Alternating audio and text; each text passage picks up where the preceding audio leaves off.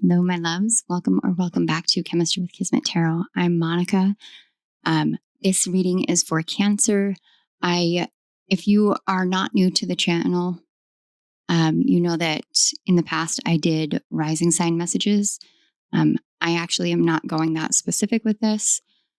Over the past few months, I have noticed that I have been called to a lot of different sign-specific readings that had nothing to do with my sun, moon, or rising, or Venus, or Mercury, or Mars, because all of those planets are contained within 3 signs in my natal chart. But I was being drawn to a multitude of other signs.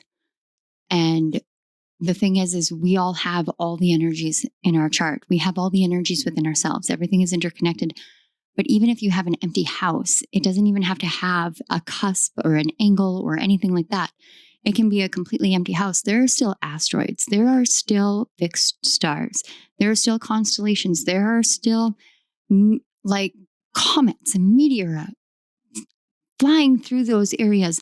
All of the things that occur outside in that great, vast place we call outer space carries an energy, a frequency, wisdom, lessons. All of those impact each and every one of us. I am not entirely sure why my intro has taken this turn, but I feel like with you guys, there is this need to help you understand that even in the most desolate of places, there is still potential. There is still divine energy flowing to help you out. So Cancer, what we are doing here is we are looking into what current archetypal energy you're navigating through as far as like an archetypal phase in your life. And I wanted to do a kind of play off of having that, Hollywood style angel and demon pop up on your shoulder and they're whispering to you and saying certain things.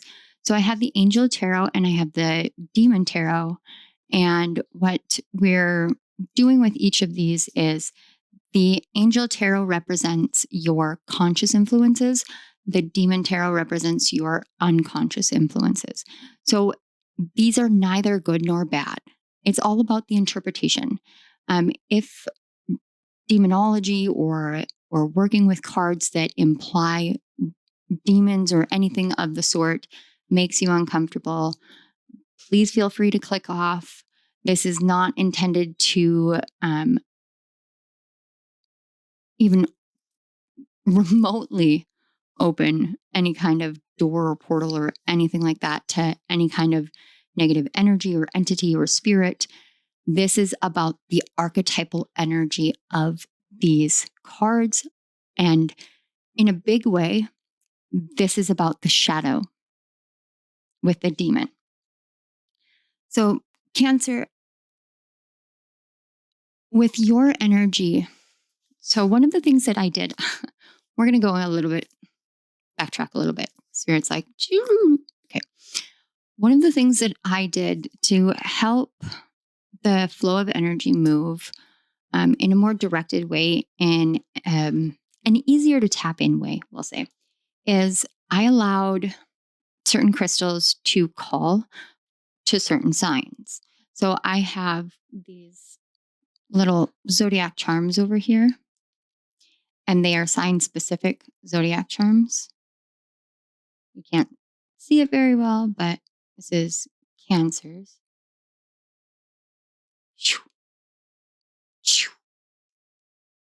There you go, sort of. Still a bit blurry. But with that, I also have these fun little bags.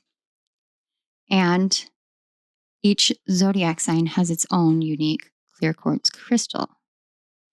These crystals are intended to be attuned to Cancerian energy. This one in particular is attuned to Cancerian energy. It's attuned to the collective that is being drawn to this channel, that exists on this channel already, that will exist in what we would consider the future for this moment in time, if that makes sense. I don't need to go that existential on that. But this crystal is hyper attuned to it. It's your own unique divining rod from Mother Earth. When I took this crystal out of the bag to prepare myself for this reading, all of a sudden there was an incredibly high-pitched ringing in my left ear. It was very quick, to the point, and it felt like guides coming in and going, "Hey, we're here, let's go." So if any of you are experiencing any ringing in the ears, and please know that this is not intended to replace medical advice. If you are dealing with tinnitus and you have not had it checked out, I strongly encourage you to. When I went through my spiritual awakening, my ears were ringing. My ears ring every day, all day long now, ever since. I have gone through every audiology test in the book, and my hearing checks out. It just is there. It is part of my frequency alignment with the spiritual realm. And I have come to accept that and understand that. But I did do my due diligence first. I don't know why I'm explaining all of these things to you guys, but I trust that it must be important. This high-pitched ringing, I'm actually getting like a cartoon vision of, when somebody whistles in a cartoon, say it's for a dog or whatever, and all of a sudden you see this cartoon dog just bolt up and it slides into place, and there's a big dust cloud behind it. And it's like you look down and the dog is there, but the dog wasn't there a second ago. And the dog is like, "I wasn't doing anything. I've been right here." That's kind of the energy I'm getting, but it's like your guides are like, "We haven't been doing anything behind the scenes for you. We've been here the whole time." Kind of, it's almost like they have some sort of surprise for you, but they don't want you to know what the surprise is. So it's very interesting. And then I was drawn to kind of looking through the different faces or facets of this crystal and the point, and it has 8 faces. Now that indicates that this is a fully merged together twin crystal, which happens quite often with clear quartz. But this tells me about you guys is that you guys actually have a view into the future. You have windows into your soul path, windows into your own divinity within yourself. And that as this integration phase comes to an end, and as you move into this new archetypal phase, there is this call to realize that everything begins and ends and begins again. And when we begin again, we may begin from square one. We may begin something completely new. We may begin and it feels like we never actually ended, but we are genuinely beginning.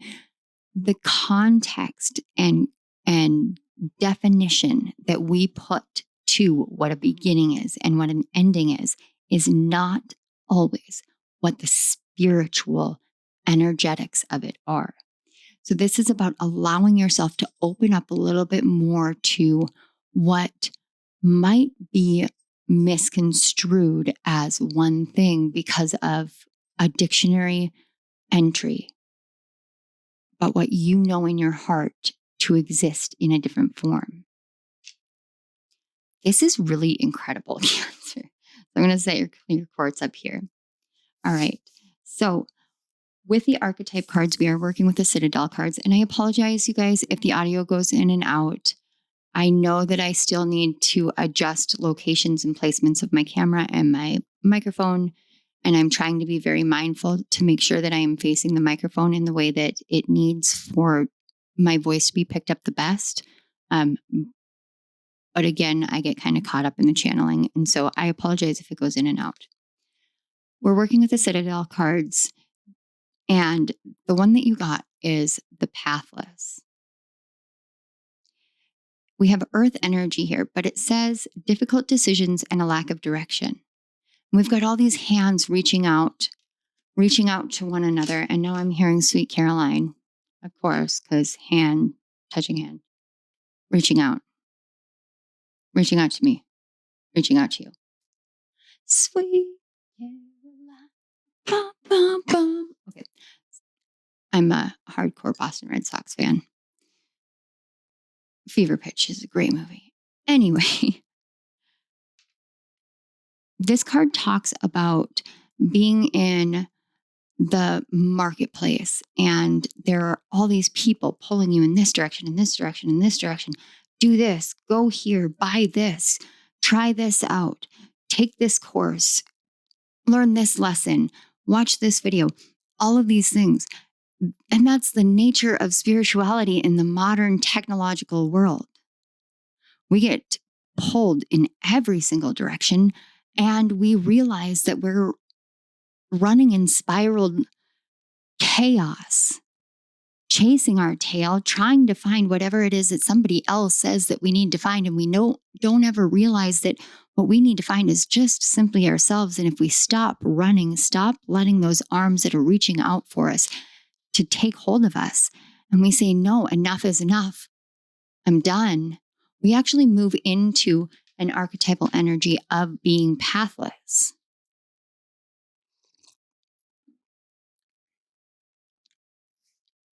When you're in this archetypal energy of being pathless, this is where it feels like you are in the woods. It's misty, it's murky, it's dark. You are unfamiliar with where you're at. There is undergrowth, and you are tripping over leaves and branches and roots that are coming up from the ground. And you can hear the rustling of something in the distance. And you're just really hoping it's not a bear kind of energy. You're in it. You're in this energy, this pathless energy. There is no path through the woods. The woods are the woods, but you're walking through them going, am I forging a path, or am I just trying not to disturb something so much that the bear comes and gets me? Because I can crawl in the fetal position, but I'm pretty sure the bear is going to eat me. What is this energy, Cancer? I love it. Okay, so with that, Spirit really wants to talk to you guys and your guides and your angels. And some of you do a lot of ancestral work. You can do ancestral work whether you realize you're doing ancestral work or not. Ancestral work, when we do shadow work, and this is my take, not everybody believes this, but when we do shadow work, when we heal ourselves, when we make a change in our life for the better, no matter how it looks, what it is, you're doing ancestral work. You are breaking generational curses. You are breaking generational traumas. You are breaking ancestral curses. You are breaking ancestral trauma. You are healing your bloodlines. And you don't have to be loyal to your bloodlines. You don't have to be connected to them. You don't even have to know them. But you are doing this work. That is why shadow work is so important, but it's also why it's so heavy, why it can feel like you're being weighted down by the density of gravity pushing down on you, going, get down. You know, like gravity can be a bitch. I'm a person that falls a lot and I get hurt a lot. Gravity and I have to have talks a lot. Like, hey, gravity, can you help keep me on the ground while I'm upright instead of on the ground? Like, give me a break here. This is where your angel pops up. Your angel that is the Six of Swords, the card of healing, moving on, adopting a new mindset. And you have the angel of Ananuel, I believe it is pronounced. Angel number 63. It's titled The Gentle God.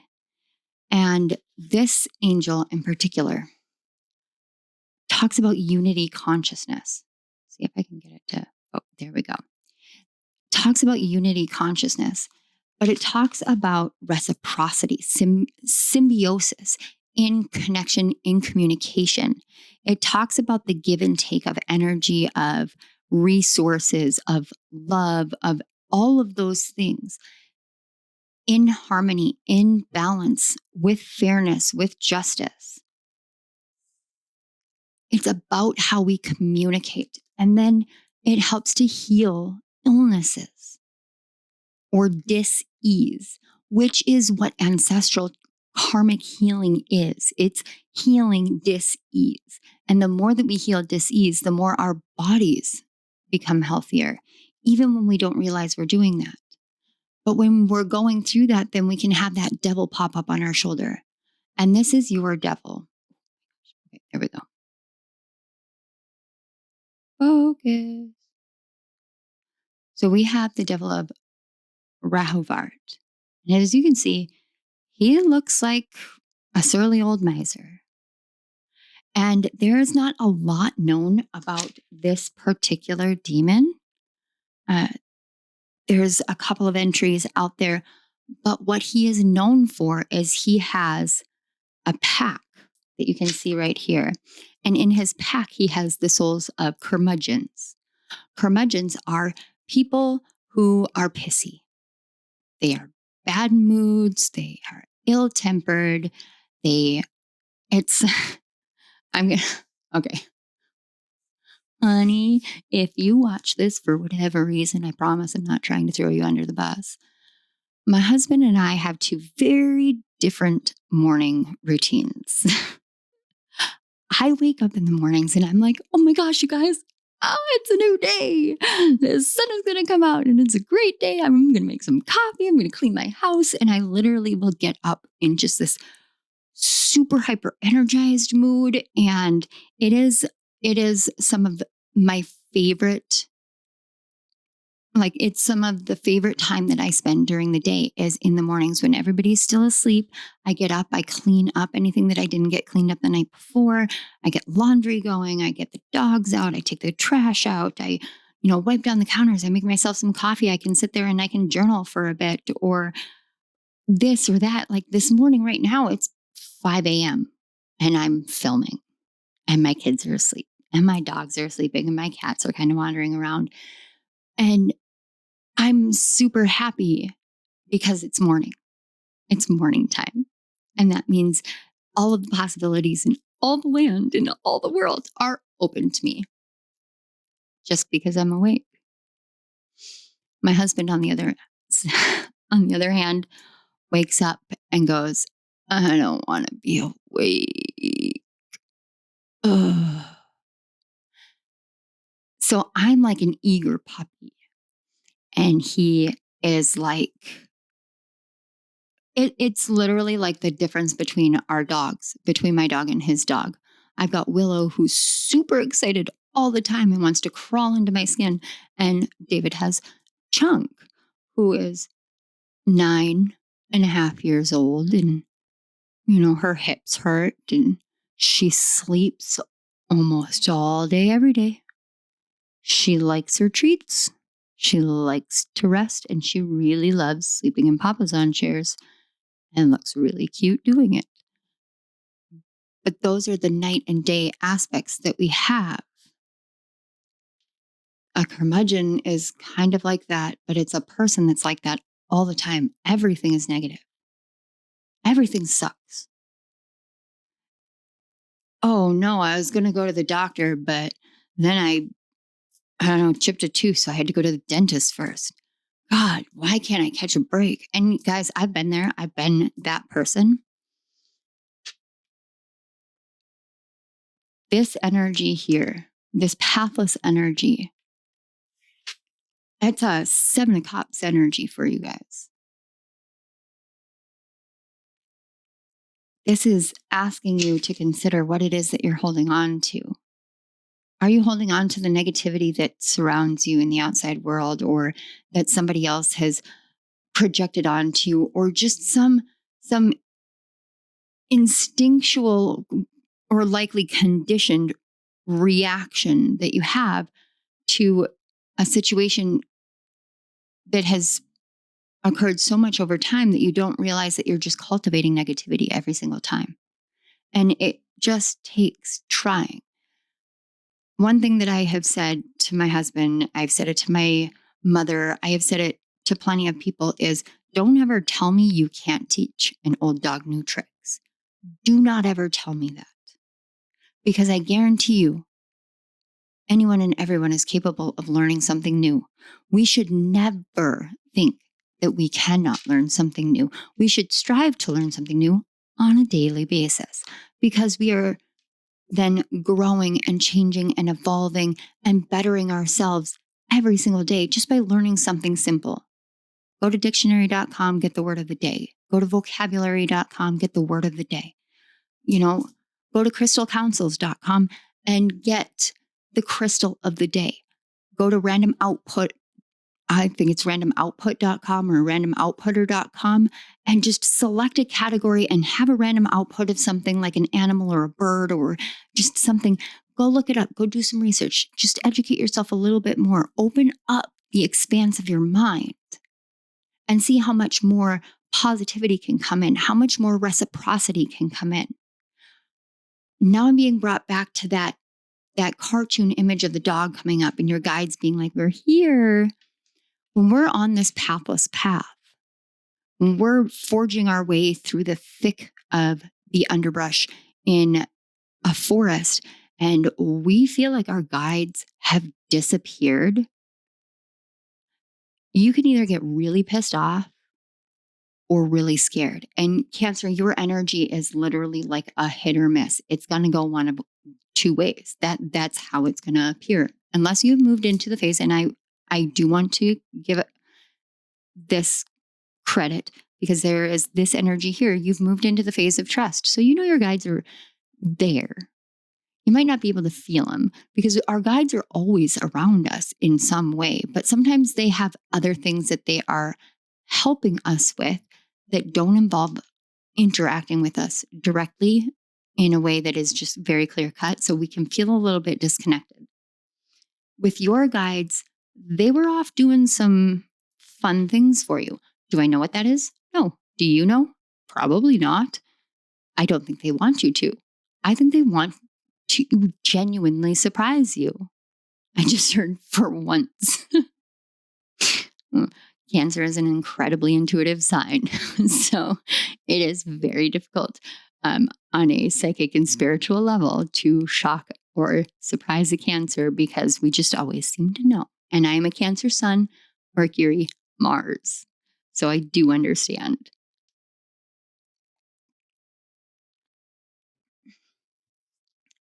They want you to know that it's never been an imbalance. They've always been there. There is something about helping navigate this because with this lantern, I'm being brought to the Hermit card. So you may have a Virgo attached, which seems to be a kind of theme going on right now that I'm picking up in the totality of the collective is Virgo energy. This energy here is about that part of your hermit journey that is being locked down. I don't want to look at why I react this way. I don't want to address why this is the way that it is. I mean, it's okay. You don't have to. It's up to you. 100% up to you. You don't ever have to do anything on your spiritual journey. But Cancer, you're like, they consider Cancer the mother of the zodiac, but you're that the protective shell around the heart that is Leo. That's what you are. You are the protection around Leo. So if you are that heart-centered protection and you're aiming at not getting hurt, you don't want your heart to be crushed. You don't want your heart to be broken. Are you going to create your protection half-assed, so to speak? I know this can be challenging. It can be triggering. I apologize if that is how it comes off. I do understand that. If it's too much, again, I encourage you to click off, come back when you're ready, or don't. It is up to you. But there is now this kind of almost like authority energy stepping forward in your guides and saying, you know what you want. You know what you don't want. You know what you've been breaking. You know the cycles and the patterns. You know the decisions, the choices that you are making, and you know what you have been working at. Are you going to let these negative thoughts, whether they are your own or projected upon you, are you going to let them win? Are you going to march them through the thick of the forest and say, you can reach out for me all you want, but what I say goes? What I say goes. As I was preparing for this reading, I was getting, the images of the crab and Heracles and the loyalty that the crab showed to Hera, essentially, and how that got the crab killed. And there's that question of, what are you loyal to? What brings you genuine reciprocity, and what is out of balance? Where does your loyalty lie? Does your loyalty lie with you, or does it lie with the words and the actions and the ideations of other people? Where is it? Ask yourself that. And how does that loyalty impact whether or not you're carrying around a bunch of negative Nancys inside of your head? And if your name is Nancy, I apologize. It's just an alliteration. I got a directly channeled message that I want to go into before we take a look at the tarot cards. It says, Cancer, life never stops, ebbing nor flowing, but the humming and mumbling occurring all around you would have you going forever against the tide. It's time to remember the path of water is that of divine flow. Release and let go of all those outside your inner known. And I hesitated on that a lot because I was like, inner knowing? And they're like, known. I said, in knowing? Known. So your guides really emphasized this is your inner known. This is something that you already know. It is a known truth within you. This divine flow, this divine energy, this movement and motion that is right for you. However it manifests in your life, however you cultivate it in your life, it is known already. This energy had a sort of like a sing-song and Dr. Seuss riddle-like energy. And then I was seeing the Dormouse and the Mad Hatter and hearing a very merry on birthday to you. And then I heard, are you sleeping? Because I saw the Dormouse fall asleep. And then I heard, are you sleeping? And then I heard Freya Jacques. So there's a lot of like inner child, younger self stuff that I'm picking up in your energy that might be coming up to the surface. And that can explain why this demon on your shoulder is holding a basket full of all of the negatives, all the negative Nancys, all of the, I was going to say doubting Stanleys for whatever reason. I don't know, maybe because it rhymes with Nancy. That's just what I heard, doubting Stanleys. Okay. Any archetypal energy or voice inside your head that is, it might sound like yours, but it's not. And if you allow your voice to go quiet, the real sound of that voice is going to come through. And then you're going to be able to identify where in your childhood or your life journey thus far that has appeared and conditioned itself into your belief patterns. Wow. So I was seeing at like the very last image that I got was a small child that was lost in like a really large mall. And the child's crying and walking around looking for, and it wasn't like looking for parents. It just is looking for, it was like looking for stability, looking for safety, looking for that authority figure. But it was as though no one in the mall could see this child. And I was watching it like I was watching a movie. And my thought was like, how does no one see this poor child? Like, my gosh, how do you not see? And they're just walking all around. When we feel as though we go through things in our life that leave us neglected, leave us in a state of questioning whether we are lovable, whether we are loved, we can adopt a very go it on my own energy. So we can stop looking for that authority figure. But we don't necessarily become the authority figure ourselves. We become the curmudgeon because we are actually beating ourselves down over and over and over and over again. And when I say we are doing this, I am speaking from personal experience. I am speaking as someone who has been navigating healings, CPTSD and PTSD from quite literally, decades worth of abuse and neglect and trauma and really awful things that have occurred in my life that I have been navigating through therapy to help me with, that I have thankfully been rescued by spirituality on. It's pulled me out of my curmudgeon energy because this energy can get insidious. This is the energy that, given enough time, can start feeding you false narratives of whether or not your life is worth anything. And I go through that a lot. I acknowledge when those thoughts come up, when those thoughts of unaliving myself come to the forefront, and I have to face the fact that I have been battling that inner demon my whole life. My whole life. The first time my first memory of feeling that way, I was 3 years old.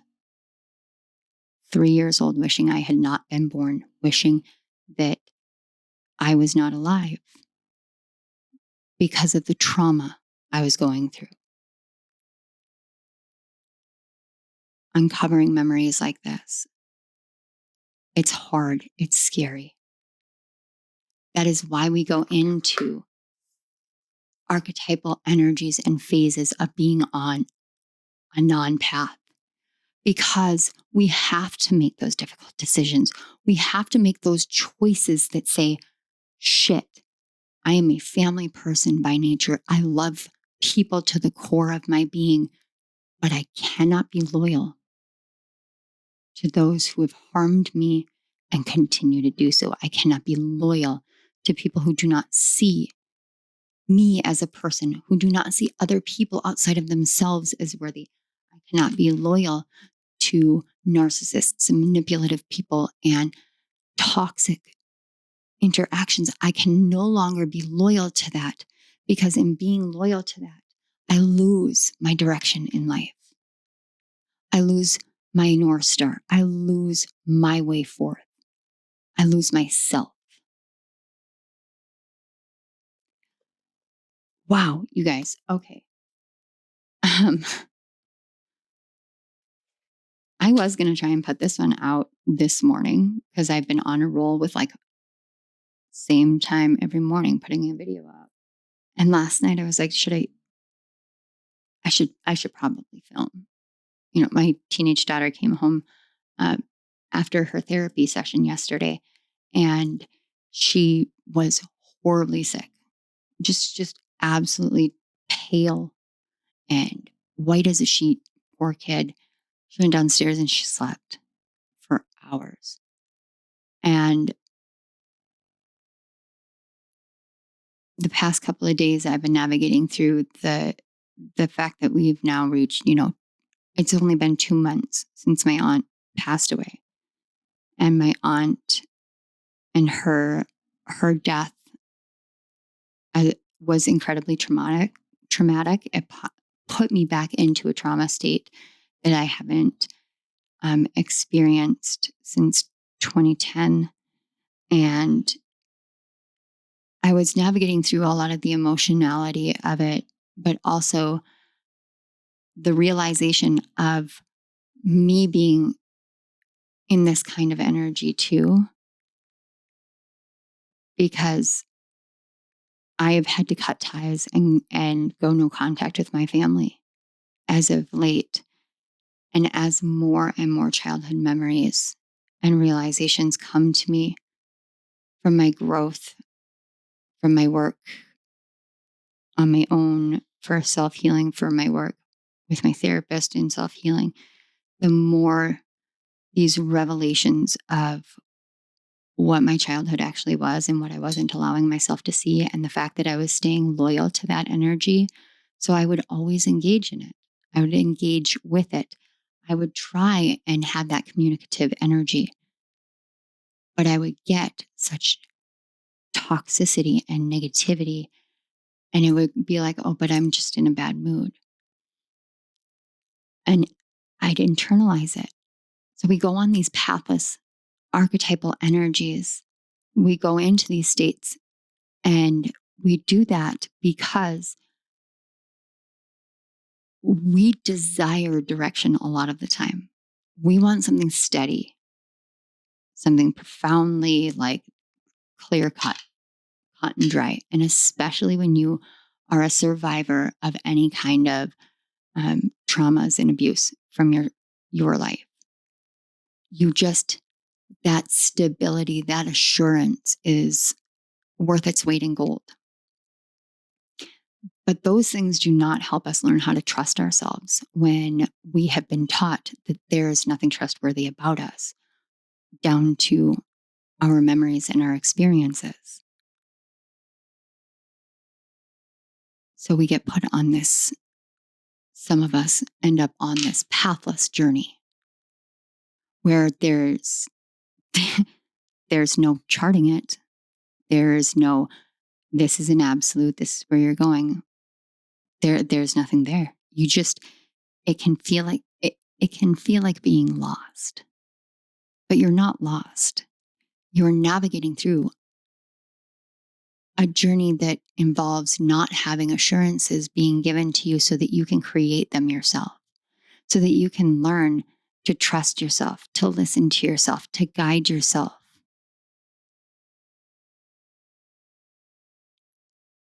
So you can learn that you are inherently worthy. You are inherently valuable. And that's why you exist.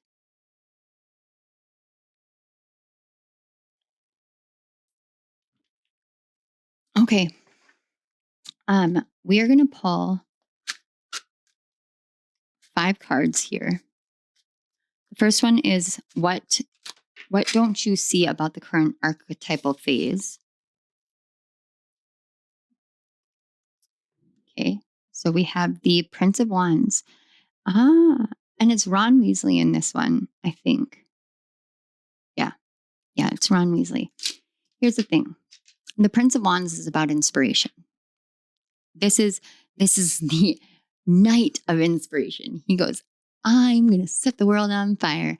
I'm going to paint this world with everything that I have. I'm going to create a masterpiece. So what you don't see about this archetypal phase is it's opening up the energy of divine inspiration, of inspired action and movement forward. But the thing is here with Ron Weasley, he's the youngest of all of his brothers.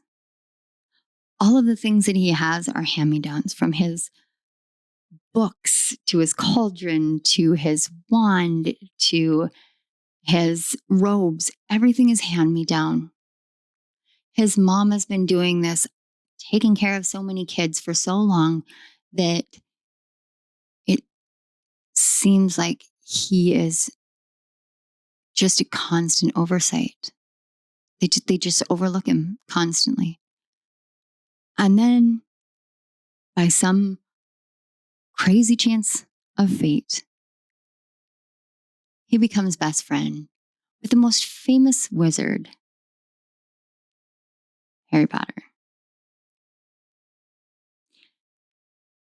And still, he's living in someone else's shadow, and still he's feeling unworthy, except that Harry grew up being treated worse, and therefore saw the inherent value in him.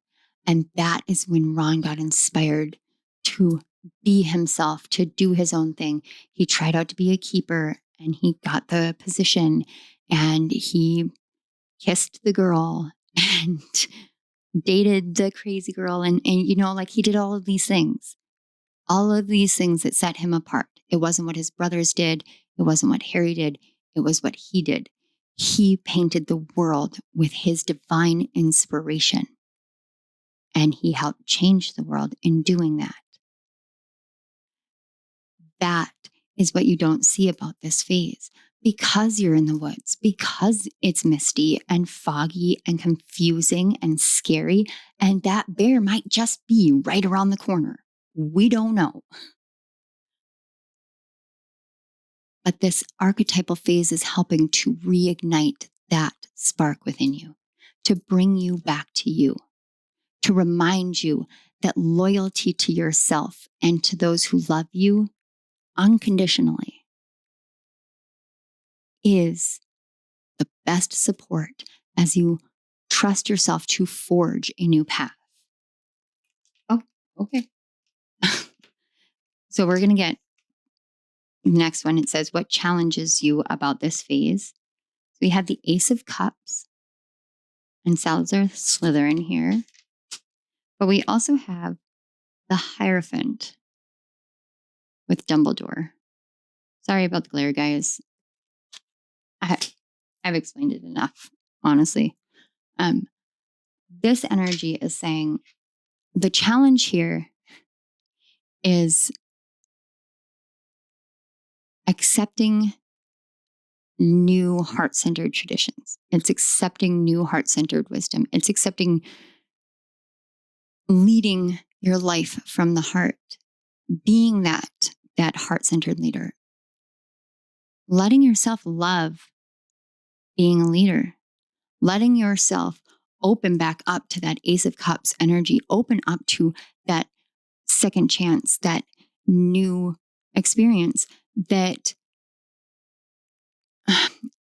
I'm being brought to a YouTube short that I watched, and I can't remember the context or who it was. If I find it again, I will put it up on my community page. But it was somebody talking about this yoga business that shut down because of the virus back in 2020. And the business owners were contemplating whether they should become accountants or whether they should open this business or do this. And they were talking to the podcaster who was talking, and she said, I asked them, why don't you just open another yoga studio? She said it hadn't even occurred to them. It did not even occur to them because losing their first one was heartbreaking. So when you lose that thing that you love, or when you have that perception of I failed at creating that thing that I love, I didn't have the success I wanted to, but I poured my all into it. I poured everything I had into it, and then it was gone. We don't even allow it into our conceptualization of what's next to do it again. Because what if you get heartbroken all over again? But what if you don't? And that's what this energy of challenge is really here that I'm feeling is, what if you don't? What if you don't get hurt? What if you do actually step into that leadership role? What if you can change traditions? What if you can change fate? What if you can change destiny by healing karma, by healing the patterns, by going through all of that hard shit and coming out the other side and still engaging in the thing that you love? What is holding you back? What if you could do that? All right. So where can you guys receive help? Where can help be found? We have the Four of Cups, and it says comfort with butterbeer. The Moon in Cancer. And then we have the Moon card itself in Piscean energy. It's in tapping into your intuition. It's in going into the fog. Where help can be found is in the places that people would call illusions. It's in the emotions that we don't want to feel. This is the hard shit. Guys, this is the hard shit. Okay, Cancer? I'm not going to negate that because I know what this is. I've been here. I was here in June of 2023. Or July of 2023, actually, right around the 777 portal. And I was on my knees crying. I was in bed having anxiety attacks, bawling my eyes out because of the way that certain things in my life were going. And it was a completely new thing for me because I don't show those emotions. It's never been safe for me to show the depth of the way that I can be hurt by another person. And it's because of the way that I love. And I've grown to understand that and to accept that. And that's why I don't shy away from sharing it with you guys. But we can create illusions inside of us that we don't need to feel our feelings. I know what my feelings are. If I can identify them, then I've already experienced them. No, I'm sorry, but no. This is about going into the depth, into the core, into the abyss. It's about walking directly into the heart of the beast of trauma and sadness and pain and anguish and betrayal and all of these things that have contributed to the false narrative going on inside of us that has been holding us back for our entire life. All of these things. It's about looking at it and saying, okay, why am I comfortable with shutting this off? Why am I comfortable with numbing it? What do I get out of it? What do I gain out of being numb? When we numb ourselves, when we go into freeze mode, when we repress, when we push away our emotions because we're scared, just point blank, guys. We do these things because we are fucking terrified. We are terrified to express our emotions because at least one person that we have loved has shown us that to be our authentic, emotional, giving, kind, loving selves is to be weak, a target, and to be asking for the shit that people will do to each other. And that is just blatantly untrue. Those are broken people that have not found a way to heal. I dealt with people like that. Even in the spiritual community, even those who stand or sit and are on a camera and say they're this way, even those people have the propensity to intentionally target and harm people who are just genuinely kind. I had someone I thought was a friend. She told me, you're going to make yourself, you're just going to get hurt if you keep being kind like this out in the outside world. And I said, I don't care. This is who I am. And so she set out to destroy me, to prove herself right. Why? Because she was too afraid to be authentically herself, to address the deeper emotions occurring inside of her. And I was not that way, and it made her uncomfortable. Good. I am glad. I genuinely hope that me being me triggers all sorts of people to face their emotions because it brings you back to your own divine inspired action and life. So stepping into that illusion that I can numb it, I'll be fine. I can identify it. I've felt it. Identification of an emotion does not imply the experience of it. Now, our emotions demand to be felt. And when we don't, when we push them back, when we don't acknowledge them and don't give them the space, the safe space to be expressed, that's when dis-ease occurs. That's when we weave these illusions of negativity. That's when the curmudgeons have the power. And screw them. I'm going to be a happy little puppy every morning that I wake up. I just am. All right, let's find out how you can connect with your higher self and with your shadow. So, higher self. How can Cancer connect better with their higher self? That is too many.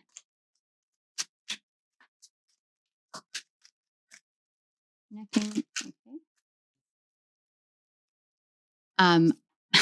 I just heard take all three, and then you guys can apply it. First, higher self, then your inner self, connecting with your shadow. Okay. So, how you can connect with your higher self. We have the World card, and we have Harry. And here we have Harry. He's got the Deathly Hallows behind him. He is carrying his invisibility cloak. He's got a super happy smile on his face. The Elder Wand is on the ground.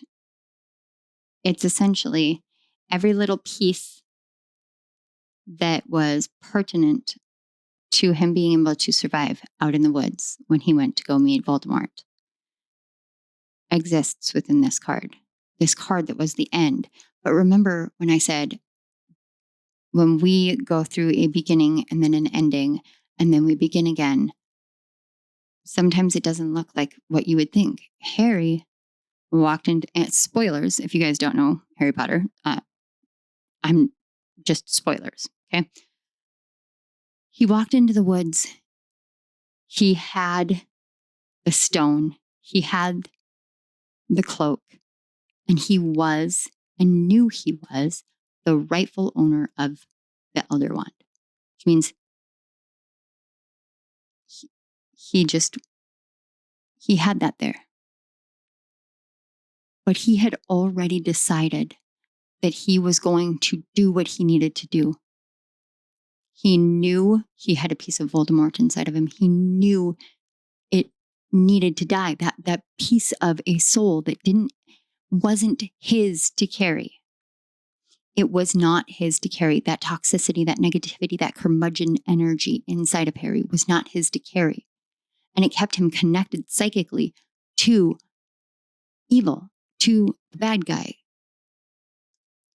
So he bravely walked into the woods and did that. All of those things exist on this card, and he is happy as a clam. Why? Because that part that he thought was part of him, that he thought was a brokenness within him, that part died by the hand of the one that created it. He did not do anything to expel it from himself. He only faced the person who could not face themselves and showed them themselves. That's how you connect with your higher self. Look at yourself and realize that all of the ways that the curmudgeons in your life project onto you have nothing to do with you. Let your higher self shine through and show you who you are. So your inner self now, we have the Three of Cups with abundance. So this is about communicating your own emotions. This is Mercury and Cancer energy. So this is actually speaking up. There is a beauty and an abundance and a uniqueness that comes with Mercury and Cancer. And I don't just say that because I have a Mercury in Cancer, because guys, my Mercury is retrograded. It's in the 12th house. It's at a critical degree. I've got some really it's powerful, but it's really hard to navigate through energies. But my experience with Mercury and Cancer is why we have people who are able to speak in a way that hits the soul.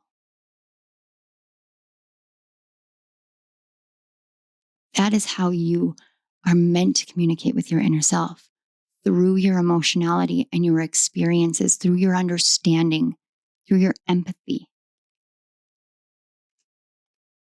And finally, how you can connect with your shadow. We have the Prince of Discs. Through nature, through embracing the things that you love, through recognizing that life sucks, life is hard, life provides us with an abundance of challenges.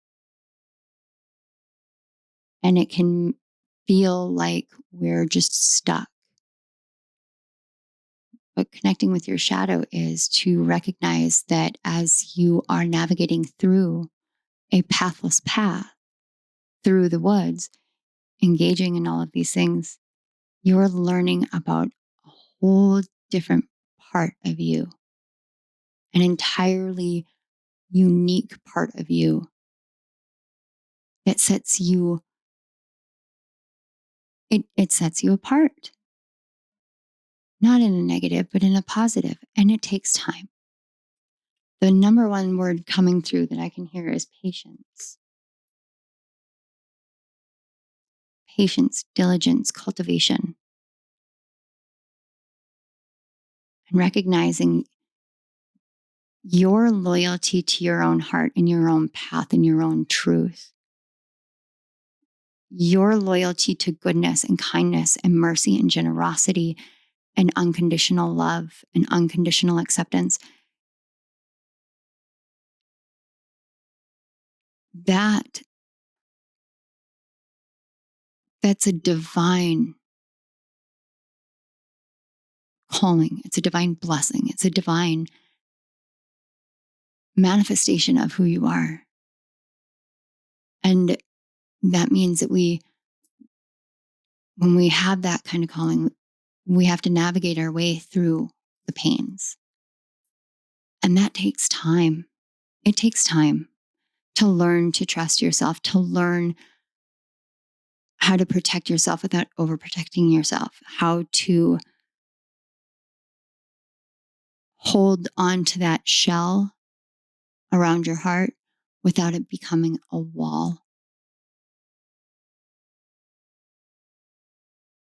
How to allow yourself to be who you are and accept that part of you and not accept anybody's lack of acceptance. If somebody doesn't accept you, there can be a boundary. I don't need you to continue moving forward in my journey alongside me. If you cannot accept me, for I give that to you kind of energy. These three core parts of yourself. It's about taking the time, letting the cycle close, letting yourself move forward, being in that liminal, kind of uncomfortable place of no path as you're forging your way through the woods. These three cards over here are intended for you to engage for yourself moving forward. We have a self-love card, which is the and card. It's just a self-love question. Sacred symbols that you guys can look into if you feel drawn to it. And then I actually was drawn to pulling an oracle of the Radiant Sun card. So we're going to start with that one because it's just so zodiacal energy for you to work with. Okay. We have Venus in Virgo, and it says discrimination. I strongly encourage you guys to look up the etymology of the word discrimination and see what you find if you go back and back and back as far as you possibly can. Because discrimination isn't always a negative thing. Sometimes discrimination is more like discernment. It's about recognizing certain patterns and behaviors and whatnot. But there is something within the etymology, the actual root of it, that feels really profoundly important. Yeah. Okay.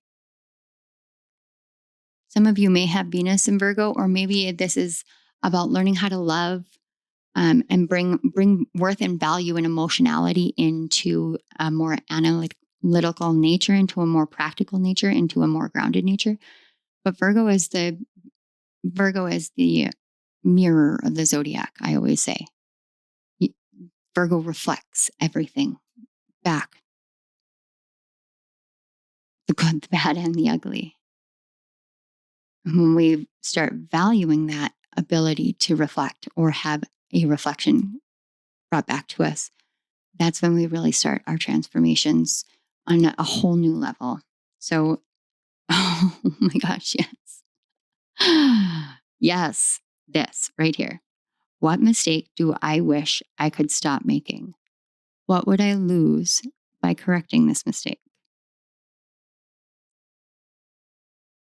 I'm going to hold this here for you guys.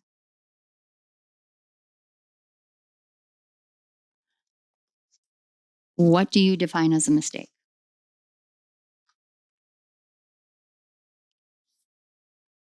What constitutes a mistake for you?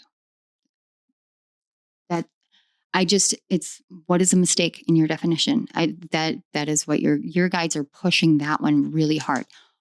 What is a mistake in your definition? Why do you think it's a mistake? What if it's not a mistake? And if it is a mistake, what do you wish you could stop making? What would you lose if you corrected it? That's a challenging question. That's a challenging question because you can look at it like, what do I have to lose by not perpetuating these cycles anymore? What do I have to lose? It's like my husband and I always go, what's the worst they can say? No. When you ask somebody something, what's the worst they can say? They can say no. Like it's just is what it is. So what do you have to lose if you stop whatever? But at the same time, what if it's not a mistake? What if you're perceiving something as a mistake, but it's only that way because of the curmudgeons? Now you see how intricately intertwined this is. So what could you lose if you perceive something as a mistake? And that's why your guides want you to address, what do you define a mistake as?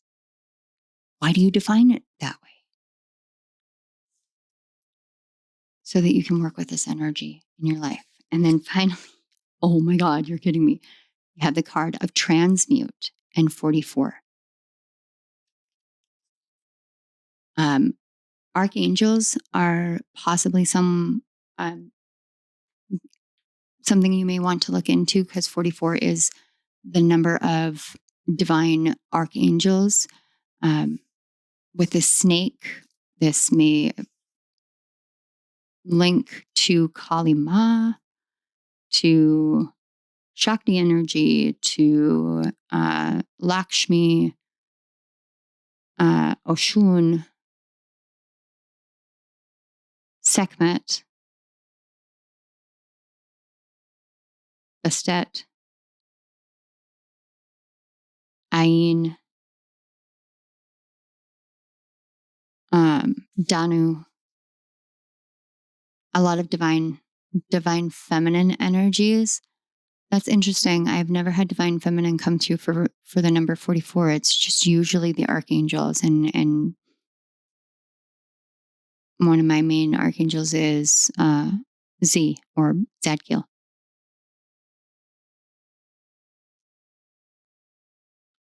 There is a transmutation that you can do when you break yourself out of the same cycles and the same patterns, shed your skin, become different. Not different. It would be perceived as different, but would it be different? It's tradition, it's new love, but it's not necessarily any different than it was before. It doesn't mean that it's a new person. It just means it's a new concept and an understanding of love in a new way, and in a new format of your connection. Wow. Okay. Cancer, this reading was incredible. This was incredible. Thank you guys. Thank you. Thank you for bringing this energy onto my channel. thank you for serving as part of my divine inspiration and getting back to the things that I love and getting into the flow of channeling and really connecting deeply with energies. Thank you guys so much. I cannot tell you what it means to me to feel like this right now. I am the ever so happy, eager puppy in the morning. And I get the added benefit of having this as my day opener because this was such an incredible reading. And I am honored to have you guys here. So thank you. I want to also thank your guides, my guides, the Great Spirit, and the cosmic energies, our ancestors, and all those in the spiritual realm helping to bring these messages forth, to bring this energy forth, to be disseminated into the collective, to bring those who need this message to it in the time that is right for them, in the ways that is right for them. Thank you so much. All right, Cancer, this is where I leave you. I'm going to try and get this up as early as possible today. I just got to let it process and I'll do quick edits and get it out to you. But